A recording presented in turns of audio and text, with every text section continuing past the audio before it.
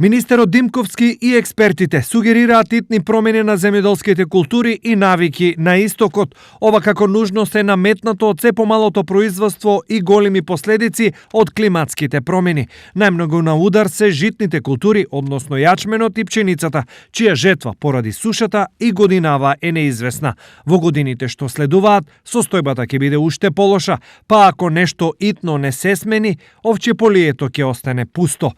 Истражувањата покажале дека поради сушата, житото на овие простори треба да се замени со лековити или зачински билки. Доколку земјоделците не сакаат да се откажат од житариците, изборот во никој случај не треба да биде јачмен и пченица.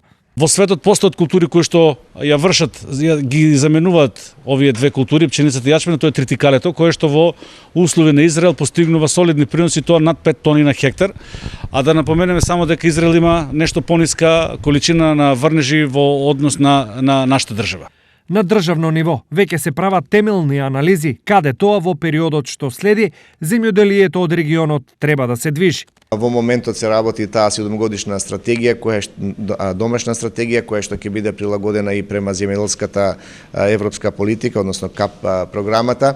Во целина би можеле да кажеме дека ги следиме трендовите што се случуваат, секако дека интервенираме во дадени можности и во дадени региони, доколку надвор од штетите, туку интервенираме и со интервентни мерки, и да напоменам дека 60% од полисите за осигурување, кои што опфаќаат токму и вакви промени, климатски промени, се покривани преку буџетот на Министерството од програмата за директни плаќања.